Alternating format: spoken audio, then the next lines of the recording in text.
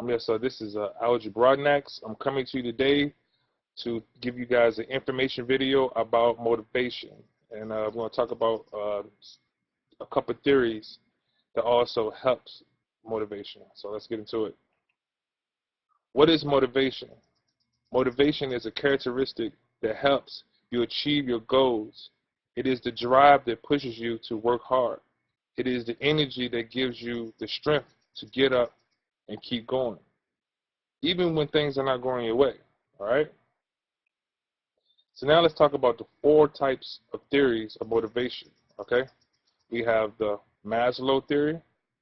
We have the Herzberg motivator hygiene theory. We have the Alder ERG theory. We have the McClellan theory. So now let's break those down individually. Okay? The Maslow theory, he states that we each have a hierarchy need that ranges from lower to higher, okay? As the lower needs are fulfilled, there is a tendency for others' higher needs to emerge. Maslow's theory maintains that a person does not feel a higher need until the need of the current level has been satisfied, okay? Now, the next type is called the Herzberg motivator hygiene theory. The 2-factor theories, also known as the Herzberg motivation hygiene theory and the dual factor theory, it states that before are certain factors in workplaces that cause job satisfaction, while a separate set of factors cause dissatisfaction. Okay, the next type I'm going to talk about, it's called the Alder ERG theory. The ERG theory is a theory in psychology proposed by Clayton Alder.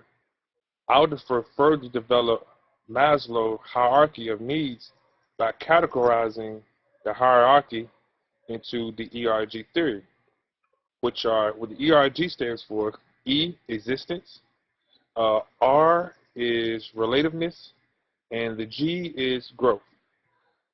The existent growth is concerned with providing the basic material existence requirement of humans. Okay. Now the next one is the McClellan theory. David McClellan proposed that an individual specific needs are required over time and are shaped by one's life experiences. Okay. Most of these needs can be classed as either achievement, affiliation, or power. Okay. So now let's go to about how motivation in the workplace can help. Okay. So they're saying determining if employees are motivated and engaged is the first step to creating a winning work environment. Typically, employees who work with passion and feel a deep connection to the company are the ones who drive innovation, take more attentive, they deliver higher quality work, and move the organization forward. Okay, so they help building the workplace and the company. All right, now we're going to talk about how these are 5 ways to successfully creating a motivating work environment.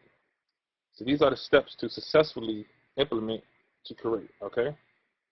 So first is create tasks that are beneficial to the company. Every employee wants to feel that their job makes a difference. For example, I would want to give my employee a job that may consist of a CEO, or so they can know, okay, this is the data, this is how much the capital is getting put in, so they get to know and feel that like they are a part, not like I'm separating them, not knowing them how much we make, how much we don't, how much we are not making. Instead of closing the door on them, you're opening more up to them, so they feel like they're more a part of the company. Okay, now the next one is very important. Hire top performers. Okay, so they say studies performed by Leadership IQ in June of 2006 showed that 93% of employees felt that working with a low performer just decreased their own productivity. Now, let me give you an example. All right, sports is good.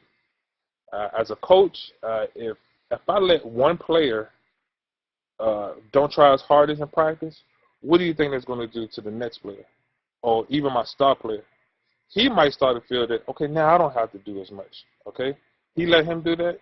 That's acceptable to the coach.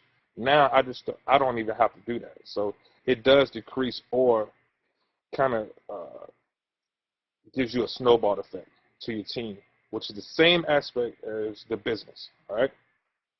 The next one, show appreciation. Okay. Appreciation can be a simple good job or nice work. It will only take a few moments out of your day to show your employees that you notice their outstanding work. Because 9 to 10, even as a teacher, I tell some teachers, kids won't learn from a teacher they don't like. But that's just because if the teacher doesn't show them that they appreciate them or give them the same respect, they're not going to get the same thing back. Okay, so that's good. So the next one is set goals. All right, create a list of goals that an employee or the overall company could reasonably attain. And that's just pretty much setting a goal. Say we want to sell 100 items. Okay, well then this right here is set all the way across. So it's like I say, it's more of an opening conversation when it gets down to how can the employee help when it's already there on the walls. Okay. So the next thing and last is, before I get out of here, is display confidence. This is very important because if you show that you trust your employees to make the right decision for overall well-being of the company, they will. But of course, as a leader, you have to put them in a position where they feel confident. They feel like they know the most information. So all these things coincide together. All you got to do is just implement it.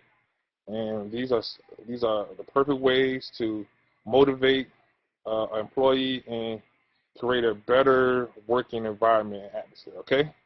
So like I said, this is Algie Brodnax. This concludes my information video on motivation. I'll see you later.